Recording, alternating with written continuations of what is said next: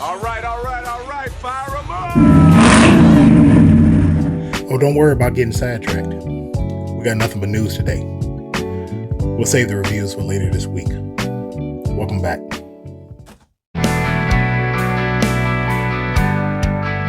What's up, everybody? I'm Jake Alexander, the voice in the void, the lone wolf, your favorite host with a list. How the hell are you? Happy Saturday. Welcome back to another episode of the Twee'quel podcast. We've been going for a little while. It had nothing to do with me. It had something to do with YouTube and copyrights and my own music. It's a whole thing that I really do not want to jump into. It takes way too long to explain, and it's really not that important. But I'm happy to be back behind the mic, back hanging with you on this fine Saturday. It's warm outside, and not really warm. It's kind of cool. It's somewhere in between, and sun's out. But hey, we're gonna deal with it and have a good day. We're doing all right. I hope you are doing okay. And this, happy Men's Mental Health Month. Check in on your brothers. Tell them hi. Tell them how you doing. Tell them point blank, I'd rather carry the weight of your tears than carry you in a casket, because that's how I feel. And I really do hope everybody is doing okay. We have nothing but news today. We're not going to do anything else but talk about a bunch of news that we missed out on talking about last week when I didn't get to do the episode. And we're going to save the reviews for their own episodes, probably tomorrow, but definitely starting Monday on through the rest of the week, because we have quite a few movies to get to. I saw a bunch of movies that we were supposed to talk about last week, and again, YouTube doing their own thing and kind of cutting me off at the knees, but we're going to talk about those in different episodes. But for right now, let's get right into all of this news. Before we get into the news today, we do have a pretty lengthy in memoriam section of different artists and people in the entertainment industry that I know about and many of us know about that have passed away over the past couple of weeks. And actually since the beginning of June that we didn't really get a chance to, and I do want to acknowledge them here. Like Sasa Jenkins, he was a journalist who became a documentarian and did quite a few films on different artists in the music industry, like Louis Armstrong's Black and Blue, Wu-Tang Clan, of Mics and Men, and Word is Bond. He also did one about Biz Markie, a great documentary. And if you've never seen any of those, look him up on IMDb so you can see all of the documentaries that he's made and go watching them as your leisure time allows you to. Also, Renee Victor. If you don't know her, she's an actress, a very good actress, and a very good voice actress. And you might remember her as being the voice of the grandmother from the movie Coco, a very good animated film. If you haven't seen it, please watch that. Also, Jonathan Joss, another very good voice actor. He was responsible for the voice of John Redcorn in the King of the Hill series. He was supposed to return and do the voice again in the revival of the King of the Hill series, but it doesn't look like he's going to be around for that. And also keep in mind that he didn't just die. He was murdered, and the person that did kill him is right now out without any charges. So please keep an eye on that, and if whatever you can do in that situation to help bring this man's killer to justice, please help that. Also, Loretta Swit. I am a big fan of MASH. It is probably my number one, number two, depending on how I feel that day. One of my all-time favorite TV shows for sure. Loretta Swit played Margaret Houlihan, aka Hot Lips, in the TV series. Sally Kellerman played Hot Lips in the film. That's why if you don't remember Loretta Swit, you're probably remember Sally Kellerman, but in the TV series it was Loretta Swit. A very good actress. She did other things outside of that, but MASH by far is the one thing that she will be absolutely remembered for. And what can we say about Ananda Lewis, who passed away just a few days ago? MTV host. She hosted quite a few TV shows. Total Request Live, hosted her own show, The Ananda Lewis Show. She passed away at the age of 52. Wayne Lewis, lead singer and the keyboard player, if I'm not mistaken, for Atlantic Starr, wrote a handful of their greatest hits as well. Brian Wilson, what can you say about him? Passed away at 82. He was the lead singer for the renowned group The Beach Boys. And Sly Stone, lead singer and the front man for Sly and the Family Stone, also passing away this week. Quite a few names from the entertainment industry that has lent their voice and their talents to our entertaining lives for many years, hundreds of years collectively with their years combined. And we say God bless and rest in peace to all of them, and send our condolences to their friends and family in this time of their loss.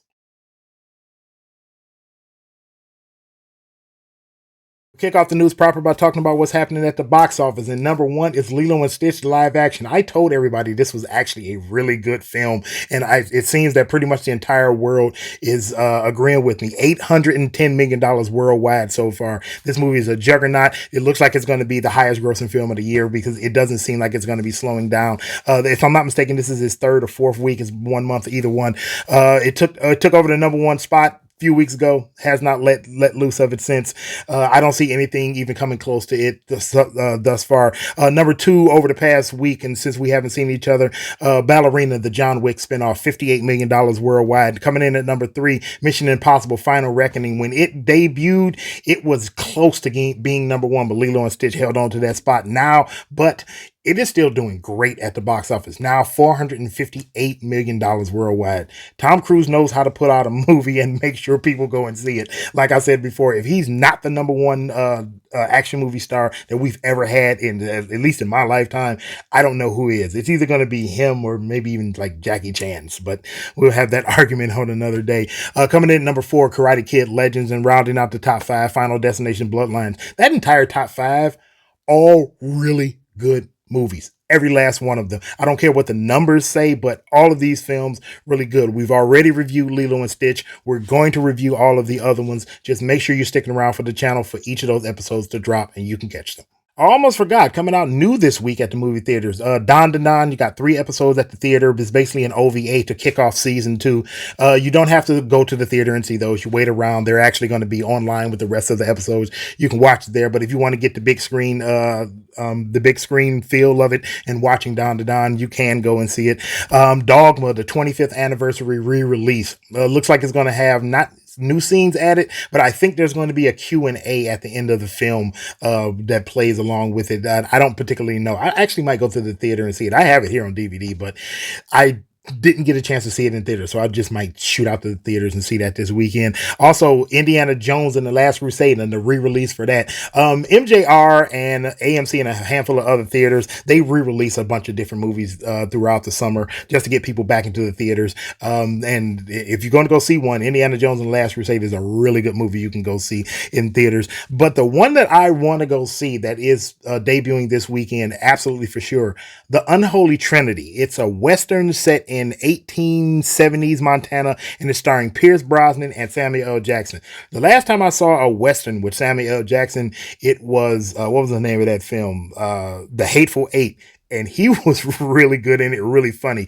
And just to look at him on the poster, he kind of looks like the same character he played in Hateful Eight. I don't think it is, but still, Samuel Jackson in a Western, you're going to get me. You just here, take my money, please. And add Pierce Brosnan, Mr. Old School James Bond.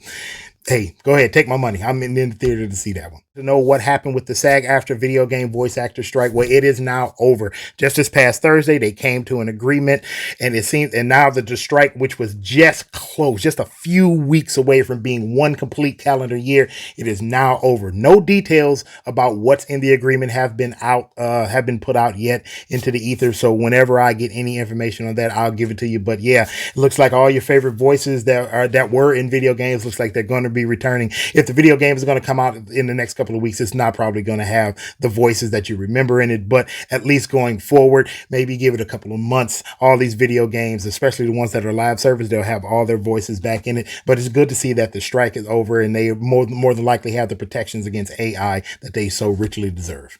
We got a lot of trailers over the past couple of weeks when I haven't seen you. One for Alien Earth, which is going to be an original Hulu series, and that's premiering August 12th. The last time we saw anything with aliens or Predator from Hulu, it was damn good. So I suggest you all tune in for that one. Freakier Friday, which will be in theaters. So this is a follow-up to Freaky Friday. It's going to have the same cast, Lindsay Lohan and Jamie Lee Curtis, mother and daughter swapping bodies, obviously. That's due out in theaters August 8th. That's 23 years since Freaky Friday to Freakier Friday. So that's a long time, but it looks like it's going to be funny. The trailer actually made me chuckle a little bit, so I might actually go see that one. Frankenstein, the new Guillermo del Toro film, which is going to star Oscar Isaac. That's actually a Netflix. I thought that was going to the theaters, but it doesn't look like it's going to. That's going to be a Netflix film. That's going to be due out in November. The series Wednesday, we just got a 6-minute preview. It's not really a trailer, but we got a 6-minute preview of what's going on in the series. That series is going going to be split into 2 parts. I have no idea where they're doing it, but either way, I'm going to be watching it. The first part is due out August 6th. The second part is due out on September 3rd. And again, that's on Netflix. But the one trailer that I've seen, and I don't even know if you really want to call it a teaser trailer, but it teased me enough. I wanted to see it anyway, but it made me laugh and it made me so hyped for this movie. Spaceballs 2. Mel Brooks is back with his original writing team. He brought back as much of the cast as he could. You know, a few people from that original cast have passed away, but he brought back everybody he could possibly bring back for this film, and he's writing it. He wrote the original. He was in the original. Looks like he's going to be in this one. This movie is going to be hysterical, and if you have not seen it, go on YouTube and watch this. It's just about 2 minutes, and watch this ridiculous teaser to get you hyped for the movie. And I promise, just the teaser alone, which is mostly just a scrolling word panel, hysterical, because Mel Brooks knows how to deliver comedy, and that's what this movie is going to be. I cannot wait for Spaceballs 2 to come out. I am going to be there first day down front to see this film. So I think I talked about this before, but if I didn't, I'm going to reiterate it. There will be no Marvel panel at Hall H at San Diego Comic-Con this year. It seems most likely that they're going to move everything to D23, which comes out slightly later in August. And that's going to be, that's the whole Disney thing. And so I think Disney is just going to keep everything away from San Diego Comic-Con and move everything over to their own specific announcement setup, which is D23. So if you were going to San Diego Comic-Con expecting some big thing for Marvel, don't, because it's not going to be there. Just go and enjoy all the other panels. So whatever happens with that, I will let you know as soon as I get more information.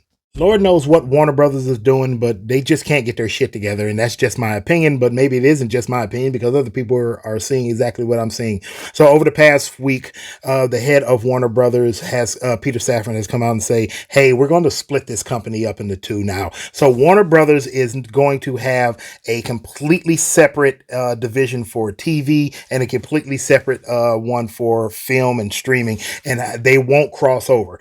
To me, that's good, but in another way, it proves that their whole merging and trying to get everything together the way that they were trying to do it, it just doesn't work. And honestly, I hope it kills their streaming so they can go back to just making movies and not have to worry about having a streaming service. Because as long as they have a streaming service, and most other legacy brand studios, as long as they have a streaming service, their films are going to suffer because they're going to try to find some way to make films for cheaper, make them faster, and they won't be as good. And they're just shoving them towards streaming because they need all the content they can possibly get. And the whole thing about it is that they can't compete with Netflix. They can't compete with Hulu. They can't compete with Amazon Prime. Just stick to your lane. Stick to what you're really good at. Make movies for the theaters and make them well. Honestly, if they just stick to that, they'll be just fine. And speaking of Warner Brothers, the film Coyote vs. Acme has a release date. Well, not specifically a release date, but a release year. It will come out next year in 2026. I can't remember the name of the studio or the distribution company that picked it up. If I'm not mistaken, it's called Ketchup. I will look it up and I will remind you later on. But they did find a new distribution deal for the film, so the film will release next year in 2026. The exact date, don't know yet, but I will update you as soon as I find out. I am so happy that this film is coming out. Who wouldn't want to see Wile E. Coyote suing Acme for faulty products that he's bought over the years after never catching the Roadrunner with him, and they're blowing up in his face? That film just sounds funny. Then you add on the fact that John Cena is going to be in it. I'm sorry. That movie is going to be hysterical. I know it is. It's going to be good, and I can't wait to see it. And if somebody please get into the ear of everybody over at Warner Brothers and tell them you let Coyote versus Acme out of the bag and let them find their own distribution, do the same thing for Batgirl, because I want that movie too. Only 1 month away from the release of the Superman film with the new DCU studios under James Gunn, and he's not even slowing down. With Superman fast approaching, he's let it out of the bag that they're already working on the new Wonder Woman film. He said the script is consistently under review, and they're looking at it and they're trying everything. They don't have somebody in mind to play Wonder Woman yet. I don't particularly know who they're going to play. I would have just kept it as Gal Gadot. She was really good at it, but if they're going in a new direction, hey, what can I say? I can't wait for the Superman film and whatever they're going to do with Wonder Woman. If I get a good feeling about Wonder Woman the same way I'm getting a good feeling about Superman, then I'm all for it. It is what it is. We shall see what happens when it comes out. But the fact that they're working on a new movie, that's good news. I don't know what it is about Mia Goth, but everybody seems to like her in anything that they decide to make. They just find new ways to stick her in stuff. Because she just got cast as the lead villain in Star Wars Starfighter. I have no idea what this is going to be about. There's not a lot of information about it. All we know is that it's going to be there. And whenever they get around to letting out any more information about it, I will let you know everything I can. So if you're a fan of food like I am, then that means you were most likely a fan of famed chef Anthony Bourdain. It's hard to believe that he's actually been gone for 7 years already. But before he passed away, he worked on and published under DC Comics a graphic novel called Get Zero. Well, get ready because now it's going to be turned into an anime, and I can't wait to actually see it. I got a chance to read this graphic novel not too long ago. I'll say probably a little bit over a year ago. I didn't even know anything about it until then. I haven't got myself a copy of it, but as soon as I get a chance, I will. But the fact that it's being turned into an anime, it's going to be really good. The story is basically an alternate future where chefs are basically the rock stars, the influencers, where everything on the planet is basically just gone to hell, and the only thing people enjoy is getting a good meal. And these chefs that are out there doing their thing, these Michelin chefs, pretty much like Anthony Bourdain described his friends in the cooking world, they are the big dogs. They are the top of the top. They are the people who make everything move and make everything go. So it's a very interesting story if you've never seen it. So it being translated into an anime, which he was a huge fan of anime. If you've ever watched him talk, I can't wait to actually see this. There's no release date for it just yet, but as soon as I figure out a release date or get a trailer, I'll be happy to share it with you all. Music fans, if you're anything like me, you are still living for those days of the early 2000s, late 90s, all the way up to 2010, because to me, that's when music was at its absolute peak, especially if you are into anything like alternative rock or emo or punk or anything like that. Well, there seems to be a resurgence of all of that type of music going on right now, and there's three specific artists I want you to look out for. Number one is Cashstarr out of Chicago. Solo artist. He does kind of a cross up between alternative rock and EDM and hip hop. It is absolutely fantastic music. You've probably seen him all over YouTube with all of the shorts with him doing his song. If you're really into that one little snippet, go listen to any of his music that he's done. Outside of that, it is really good. There's another one called Poolhouse, a very good story that you find on TikTok where they released a song. It was okay at best, but then a fan of the song said, "Hey, this song could be something greater," and gave good criticism for the song. And they took this woman's critique and they changed everything in the song, and now the song is blowing up. The band name is Poolhouse, and the name of the song is I totally forgot the name of the song at the moment, but you look it up. It's the one song that they're bumping all over the place for the band Poolhouse. And the other one is the Paradox Band. I don't even know where they're from. I still haven't read their backstory yet, but they sound so much like Weezer to me. But they are a fantastic band. I'll leave a list of their names and the songs so you can go look them up down in the comments. But make sure you do listen to them and do support them, because to hear that music again from the early 2000s right now, it's nice to see the younger generation falling in love with that music and deciding that they want to go that direction.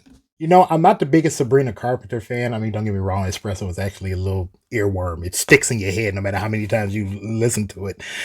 But she said something in an interview that I find to be refreshing, and she's absolutely correct in what she was talking about. So she released the album, another one, not too long ago, and for some people, it was fairly quickly between her last album and this one.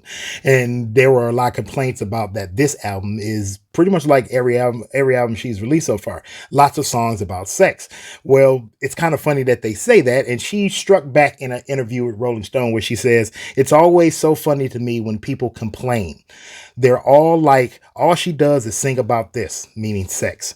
"But those are the songs that you've made popular. Clearly you love sex. You're obsessed with it. It's in my show. Are the ones you post every night and comment on." Now, she went on to say a bunch of other things, but just that little snippet in the interview, she's absolutely right.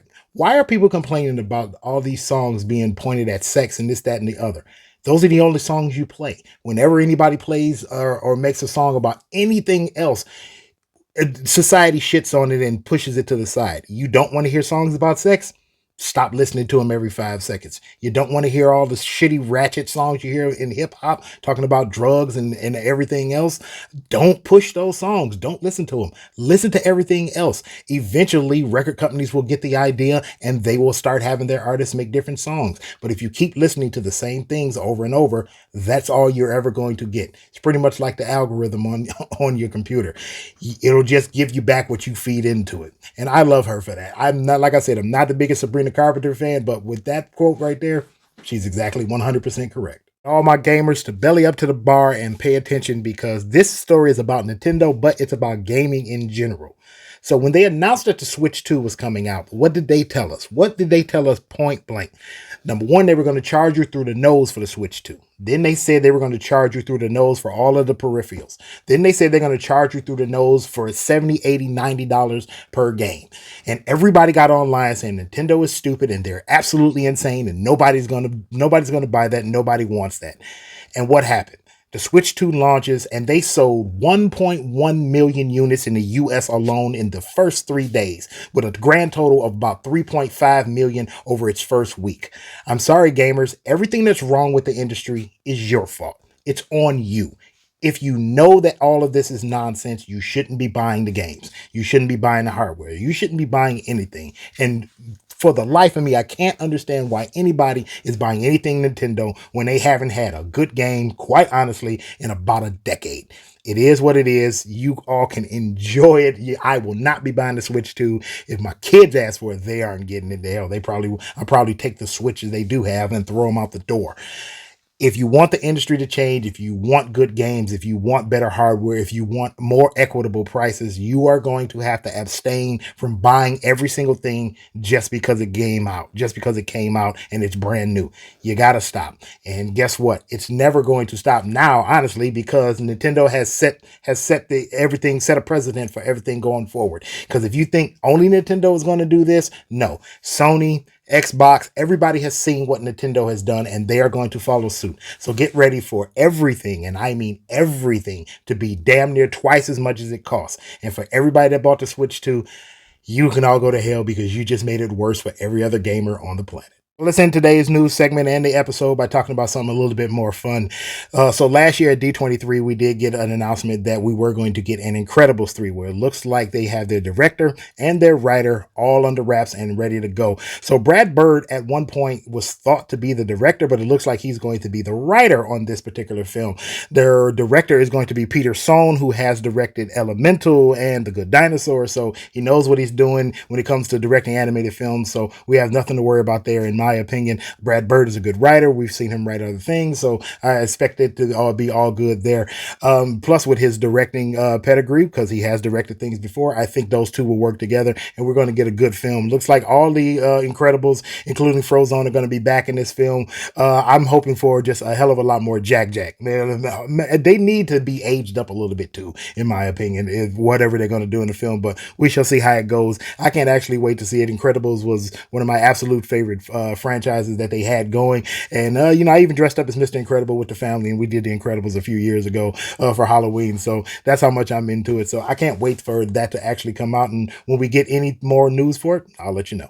That's it, and that's all. That's not only all of the news, but that's today's episode. I want to thank you all for hanging out with me for this one. Like I said, we weren't going to do anything but talk about a bunch of news that we missed out on. And that in memoriam section was just very long. So I'm glad we got all of that out of the way. Don't forget to check over on our Instagram page for all of the things that I didn't talk about here and that you're probably looking forward to. And I do other things on there too. And don't forget to make sure that you're tuned into this channel, especially starting tomorrow and going forward, because we got a whole lot of stuff that we missed out on that week we were gone and couldn't post anything. So I'm going to make sure we catch up on all of those, especially the movie reviews, because like I said at the top, we have a lot of movie reviews that we got to get through over the next couple of days. But make sure you're checking in for that, and make sure you don't miss anything. I want you to take care of yourselves, have some fun, get out there this weekend. Happy Father's Day to all the fathers, and I might actually come in tomorrow on Father's Day and talk to you all about being a father myself. Don't forget to check in on each other. Like I always say, if there's anybody out there who need somebody to talk to, you feel like your walls are closing into you, you don't have anybody to talk to, pick up the phone, dial a text 988. There's always somebody there to talk to. This is Men's Mental Health Month, so men, make sure you're checking in with each other, all your friends, especially your strong friends, because the people you think are the strongest are the ones who need the most help. I promise you that is the absolute 100% truth. So we're going to get out of here. Make sure you take care of yourself today. Drink your water, stay hydrated, and stay blessed. And we should end this episode the same way we end every episode. God bless. I love you, and peace. See you next time.